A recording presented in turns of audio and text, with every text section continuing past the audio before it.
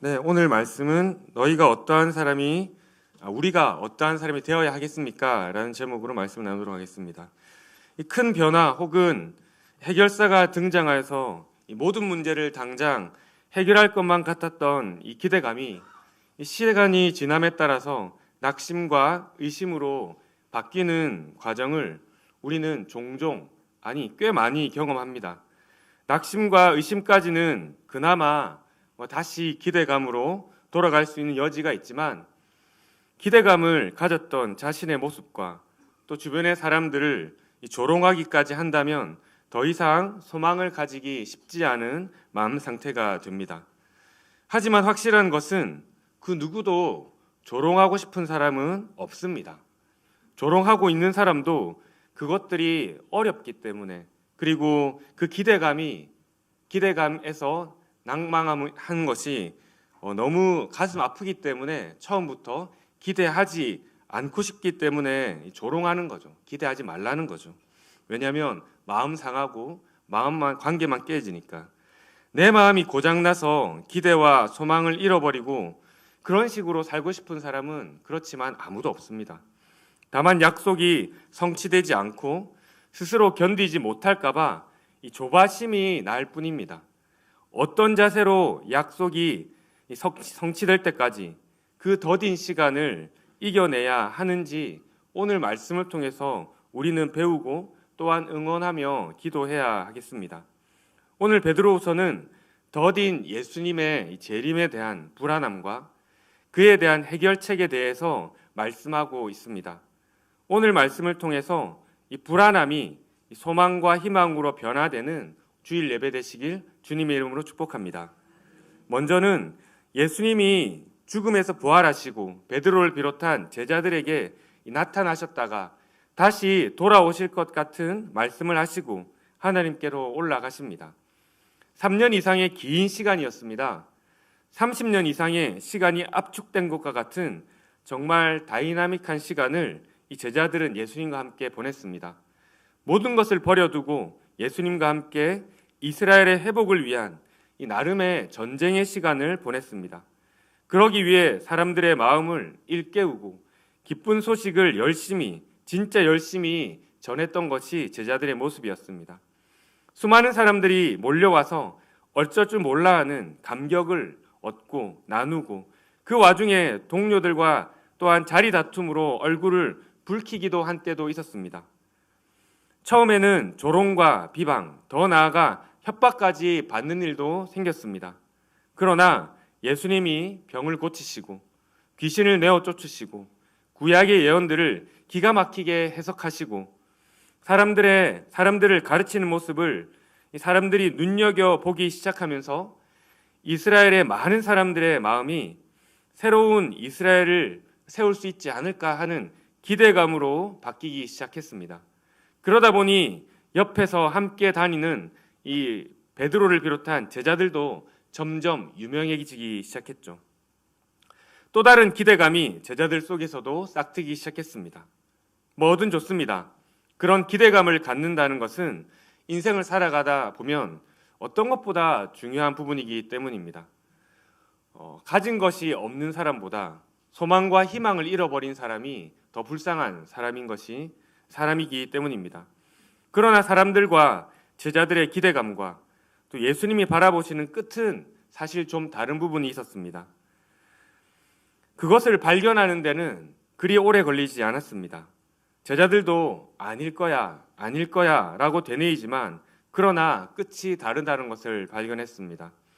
제자들의 소망은 예수님을 통하여서 그들 자신도 유명해지기 시작하고, 더 나아가서 예수님을 왕으로 삼고 예수님 좌편에 우편에 앉아서 그들이 진짜 소망했던 이스라엘의 회복, 더 나아가서 자신들의 명성을 쌓는 일에 관심이 있었습니다.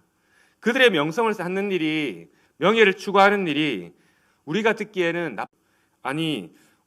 지금 선거가 얼마 남지 않았는데 그렇게 열심히 지지하고 응원했던 후보가 갑자기 끝에서 저는 사퇴하겠습니다, 그러면 이분이 정말 큰 뜻이 있구나 이렇게 생각할까요? 아니면 지금까지 우리의 열정과 헌신과 수고를 뭘로 보고 사퇴를 하려고 하십니까? 라고 하실까요? 후자겠죠. 저 같으면 억울할 것 같습니다. 처음부터 왜 우리를 불러서 고생을 시켰지? 라고 말이죠. 제자들의 마음이 그런 마음이었을 것입니다. 그렇지만 예수님은 또 다른 플랜이 있으셨죠. 제자들이 이해할 수는 없었지만 플랜이 있으셨습니다. 생각보다 많이 다르다는, 끝이 결과가 많이 다르다는 것을 3년이라는 시간을 통해서 많이 걸렸지만 그러나 깨닫게 되고 기대감에 금이 생기기 시작합니다. 이 이후에는 우리가 너무나 잘 아는 이야기들입니다. 예수님이 잡혀가시고 그리고 제자들이 따라갔던, 충성했던 그 제자들이 어떤 모습을 보였는지는 우리는 잘 알고 있습니다. 누군가는 처음에 버려두었던 것을 주섬주섬 주워들고 자신의 원래의 인생대로 돌아가기도 했고요. 누군가는 억울해서 비방하기도 했습니다. 처음 기대감을 얻었을 때보다 더 강렬한 미움과 조롱으로 그들을 저주했습니다. 애증이라 그러죠. 사랑하지 않았다면 미움도 덜한데 사랑하고 미워지면 훨씬 더 분노가 크잖아요. 그런 겁니다. 결국 남몰래 배신한 사람도 있었습니다. 아니 더 나아가 생명도 아끼지 않겠다던 그 한 사람이 자기 생명 하나 구하려고 소인배가 되는 모습을 우리는 잘 알고 있습니다. 그리고 그렇게 고백한 이후에 스스로 비참해서 도망쳤던 것을 우리는 성경 말씀을 통해서 알고 있습니다. 그렇지만 우리의 주님은 약속을 지키셨습니다. 진짜 죽음에서 돌아오신 것입니다. 요즘 말로 치면 대박인 것이죠. 정말 믿을 수 없는 일인 것이죠. 이 젊은 친구들 말로는 헐 뭐 이런 겁니다. 그랬으면 좋겠다 정도로, 아니 주님이 죽으셨지만 그냥 부활하셨으면 좋겠다, 아니면 다시 우리를 지켜줬으면 좋겠다 정도로 생각했던 그 말씀이 진짜 성취된 겁니다. 그것도 사흘 만에 돌아오신다고 하던 믿을 수 없는 약속을 주님께서 지키신 것입니다. 유명한 MLB, 미국 그 메이저리그 베이스볼의 요기 베라라고 하는 선수가 있었습니다. 그 선수의 유명한 명언 같은 게 있죠. 끝날 때까지 끝난 게 아니다. 그 말처럼 9회 말 투아웃에서 역전 홈런을 친 것과 같은 모습이 예수님의 부활의 모습입니다. 예수님을 죽이려고 했던 모든 사람들, 아니 제사장들, 사두개파들, 바리새인들, 그 당시에 처음에는 예수님 따라다니다가 나중에 예수님이 이 제사장들과 권력자들에게 심판을 받고 고난을 받으니까 언제 그랬냐는 듯이 돌아서서 같이 돌을 던졌던 그 모든 사람들에게 어쩌면 역전 만루 홈런을 친 모습인 것이죠. 너무나 큰 약속이었기에 크나큰 기대감을 가졌지만 반대로 너무나 비현실적인 것처럼 느껴졌기에 두렵기도 한 말씀이었습니다. 구약의 예언대로 예수님이 거짓말처럼 죽음을 이기시고 제자들에게 돌아오신 이 모습은 제자들조차도 믿을 수 없는 모습이었습니다. 그러나 우리 주님은 증명하셨습니다. 이 증명은 예수님 스스로 내가 살겠다라고 했던 증명이 아니라 구약의 모든 말씀에 처음부터 끝까지 나중에 한 구원자가 나타나서 죽음을 이길 것이라고 했던 그 모든 예언의 결말과 같은 것입니다. 아니 첫 아담과 같은 모습입니다. 약속을 지키셨죠. 그리고 오늘 베드로후서의 말씀은 예수님이 다시 하나님 아버지의 곁으로 승천하신 이후에 30년이 지난 다음에 쓰여진 책입니다. 예수님은 다시 오시겠다는 또 다른 약속을 하시고 아버지께로 올라가십니다. 언제 오시겠다는 말씀은 정확히 없으셨지만 반드시 오시겠다는 약속만큼은 하시고 다들 마음의 준비를 서둘러 하라고 하면서 가셨습니다. 제자들은 경험을 했습니다. 그러니까 예수님께서 고난을 당하시고 죽으시고 3일 후에 부활하신다는 것을 처음에는 믿지 못했지만 그러나 그 약속이 성취되는 것을 성취되는 것을 경험한 적이 있습니다. 경험 안 했을 때는 몰랐지만 다시 돌아오신 주님을 경험했기에 이제는 기대감이 쉽게 의심과 조롱으로 변하지 않을 것입니다. 그전에는 자기 생명만 챙기려고 했던 소인배였던 그 제자도 이제는 자기 생명을 버릴 수 있는 재장부가 되었습니다. 그 제자가 바로 오늘 베드로후서를 쓴 베드로죠. 예수님께서 약속을 지키신 것을 직접 경험했기 때문에 경험한 사람은, 그리고 한번 그 맛을 본 사람은 쉽게 의기소침하지 않습니다. 그 뒤에 영광을 알기 때문입니다. 예수님께서 하시던 것처럼 구약의 예언의 성취이신 예수님을 증거하기 시작합니다. 그리고 제자들을 또한 가르칩니다. 귀신도 내어 쫓고요. 그리고 병도 고치는 기적을 일으킵니다. 베드로와 이 요한의 되게 어떻게 보면 그의 고백과 같은 말이 있죠. 내가 가진 은금은 없으나 내가 가진 것으로 내게 주노니 나사렛 주 예수의 이름으로 일어나 걸으라. 그가 그전에는 명예를 추구하고 어떻게 보면 자기의 배를 버려두었지만 더 큰 명예를 통해서 왕의 좌우편에 앉아서 한번 떵떵거리고 살고 싶은 욕망이 있었을 것입니다. 그런 거룩한 야망이라고 하기에는 야망이 있었습니다. 그런데 이제 그에게는 금과 은이 없다라고 겸손하게 고백하되, 그러나 그가 경험한 나사렛 주 예수의 이름으로 일어나 걸으라고 당당하게 고백합니다. 그리고 병자는 일어나 걷습니다. 규칙적으로 경건한 생활을 해나가는 와중에 그가 병을 고칩니다. 그를 따르는 사람들도 생깁니다. 제자들도 생기고요. 꽤 공동체의 규모가 커집니다. 하지만 예수님이 돌아오시기로 한 약속이 30년이 지나서도 이루어지지 않고 있습니다. 예수님의 제자로서 베드로가 했던 그 모습들이 베드로를 따르던 제자들과 사람들에게도 나타나기 시작합니다. 베드로 스승님, 베드로 사도요, 예수는 언제 오시는 겁니까? 언제 그 약속은 이루어지는 겁니까? 그 전까지 자신의 오른팔, 왼팔처럼 따라다니던 제자도 의심을 하기 시작합니다. 고민을 하기 시작합니다. 그 모습을 보면서 베드로는 어떤 생각을 했을까요? 나도 옛날에 저랬는데, 나도 옛날에 저 모습이었지. 더 나아가서 공동체에서 이탈해서 조롱하는 사람들마저 생깁니다. 아니, 비방하는 사람들마저 생깁니다. 그 사람들 중에는 함께 따랐던 사람들도 있었습니다. 이제 베드로는 이제 갓 예수님을 따라다니던 애송이 제자가 아닙니다. 산전수전, 공중전까지 다 겪은 베테랑 중에 베테랑 제자이자 이제는 공동체의 리더이자 어른입니다. 이런 경험은 베드로만 겪었던 것은 아닐 것입니다. 여기 계신 분들도 구체적인 경험이 달라서 그렇지 동일하게 큰 기대로 시작하였다가 낙심과 좌절, 그리고 의심으로 허우적거리셨던 때가 분명히 있으셨을 겁니다. 그러나 결국 주님께서 돌아오시고 우리에게 은혜를 베푸셔서 다가와 주시고 비온 뒤에 땅이 굳는 듯이 그전보다 더 단단한 기대감과 소망을 가지고 지금도 신앙생활 하시는 분들이 계실 겁니다. 그러나 그런 경험을 아직 못했거나 낙심하고 흔들리며 뒤를 돌아보는 많은 이 초신자들, 그리고 VIP들, 아직 믿음이 단단하지 않은 사람들에게 우리는 그러면 뭐라고 권면할 수 있을까요? 어떻게 용기를 북돋을 수 있을까요? 그 해답에 대해서 오늘 베드로후서 3장 11절은 이렇게 말하고 있습니다. 우리 베드로후서 3장 11절을 다 같이 한번 읽어볼까요? 베드로후서 3장 11절입니다. 시작. 이렇게 모든 것이 녹아버릴 터인데 여러분은 어떠한 사람이 되어야 하겠습니까? 여러분은 거룩한 행실과 경건한 삶 속에서, 여기까지 읽겠습니다. 베드로가 이렇게 이야기합니다. 그렇게 의심을 가질 수 있고 소망이 꺼져가는 듯한 사람들에게 이렇게 모든 것이 후에 심판대에 다 녹아져 내릴 것입니다.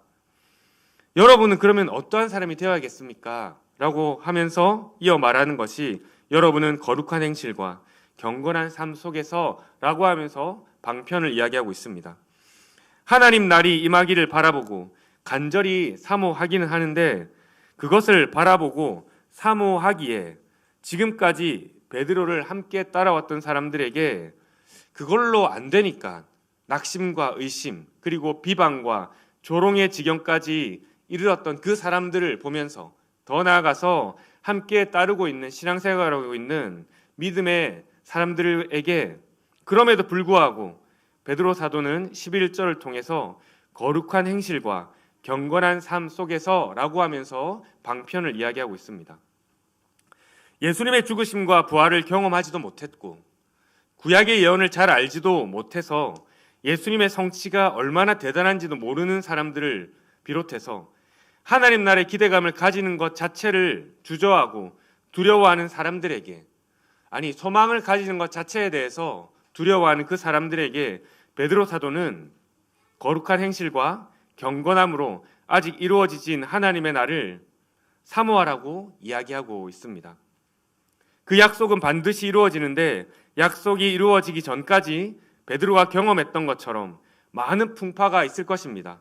그러나 그 풍파를 경험한 사람으로서, 그리고 결국 구약의 예언과 예수님의 말씀이 성취되는 것을 경험하면서 베드로는 뼛속 깊이 알게 되었을 것입니다. 여기서 거룩한 행실과 경건한 삶을 오늘 우리 가운데에 풀어서 이야기하자면 섬김과 순종함으로 하나님께서 이곳 가운데에 임하신 것을, 예수 그리스도께서 이곳에 임하신 것을 증명하여라 라고 이야기하는 것이죠. 제가 목회자 세미나를 다녀오면서 그리고 성안교회에 와서 가정교회라는 것을 만나게 되었습니다. 물론 저는 신대원에서 가정교회 동아리도 들어서 홍인규 교수님께 배움을 받기도 하고 그리고 함께 시간을 보내기도 했습니다. 그러나 경험하는 것과 배우는 것은 또 다른 부분이라는 것을 제가 직접 와서 경험하게 되는 것 같습니다.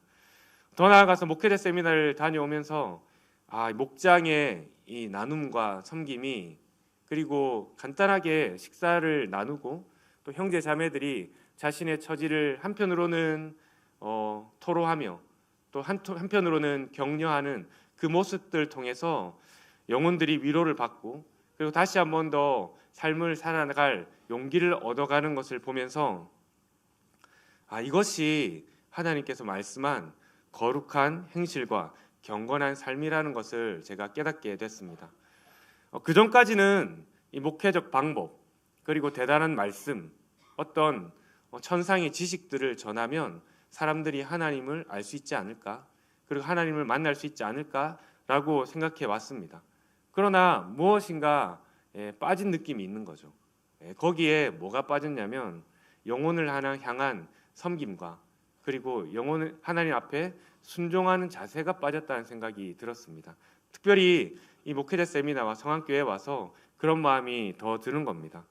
그러면서 베드로가 오늘 이야기하는 것처럼 예수님께서 다시 승천하여서 돌아오시는 그날까지 너희에게 있어야 될 것이 무엇이냐면 너희의 기대감이 사그라지지 않게 하기 위해서, 그리고 다시금 너희에게 소망을 가지게 하기 위해서 무엇이 필요하냐면 대단한 신학적 지식과 어떤 영적인 탁월함이 아니라 경건한 행실과 거룩한 삶 속에서, 즉 하나님을 온전히 쫓아가는 예수 그리스도의 섬김과 예수 그리스도의 나눔과 예수 그리스도께 순종하는 그것이 우리에게 필요하다라고 말씀하는 것 같았습니다. 그 약속은 반드시 이루어집니다. 그리고 그 약속이 이루어지기 전까지 베드로가 경험했던 것처럼 많은 풍파가 있겠죠. 우리에게도 때로는 두려움이 있습니다. 내가 믿고 있는 이 믿음이 혹여나 나에게는 속하지 않을까, 혹여나 나에게는 하나님께서 다른 사람처럼 삐까뻔쩍한 그런 축복을 주지 않으실까 봐, 그게 두려운 게 아니라 그것 때문에 하나님이 오해받으실까 봐, 내 삶 때문에 하나님이 능력이 없는 분처럼 비칠까 봐 또한 두렵게 되는 거죠. 그러다 보니 그냥 기대감도 안 가지고 VIP에게도 하나님을 전하기를 두려워하는 겁니다. 이것은 여러분에 대한 이야기가 아니라 저에 대한 고백입니다. 그러나 약속은 이루어집니다.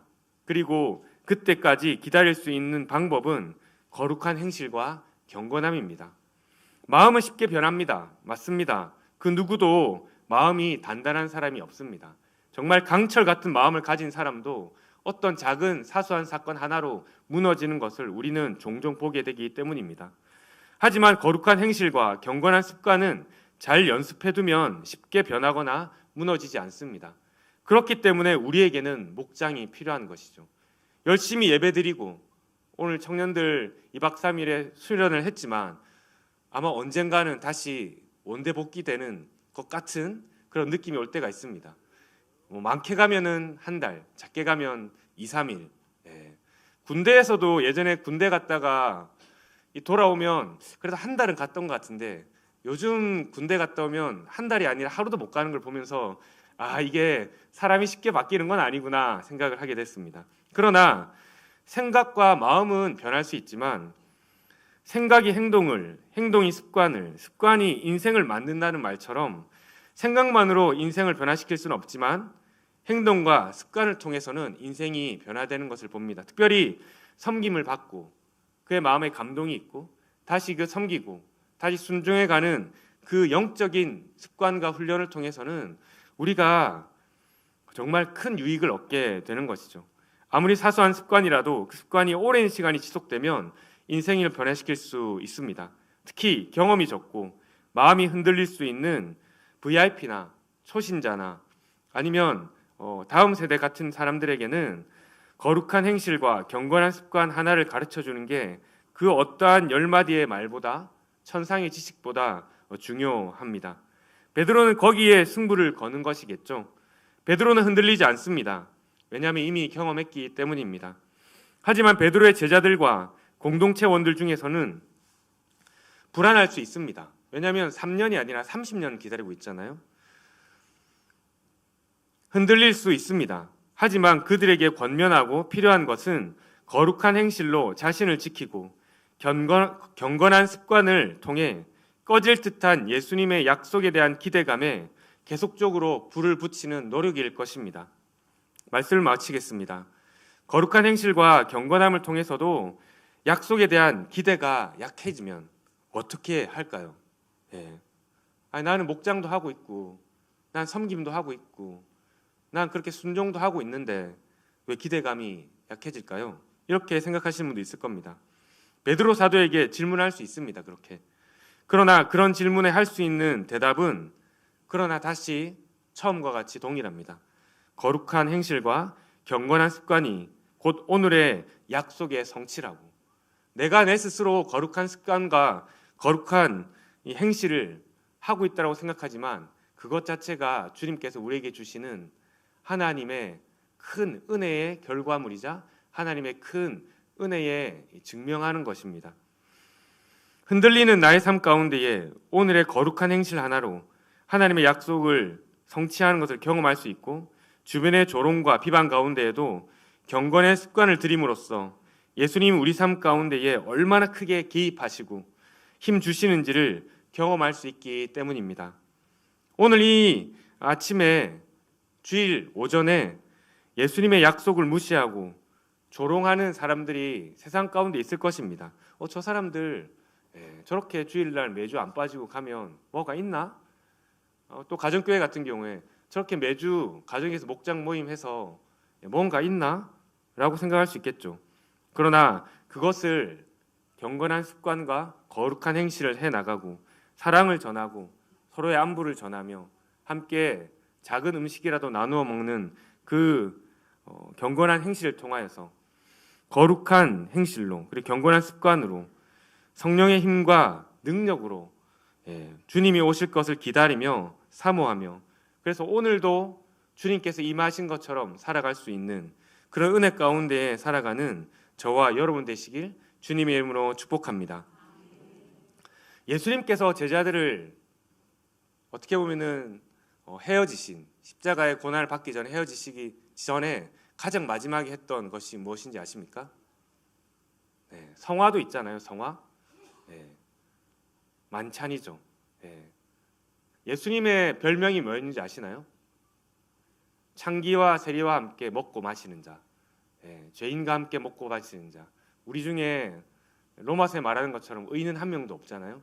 그렇지만 죄인과 함께 친히 오셔서 오해를 받으시면서까지 함께 뭐를 중요시 하셨냐면 먹고 마시는 것에 먹고 마시는 것에 인심 나는 것처럼 거기서 마음이 변화되고 그 섬김 때문에 한 영혼이 주님을 알아가는 것, 그거라면 엄청난 지식이 아니라 그 섬김이라면 우리 모두 해볼 수 있을 법 함직합니다.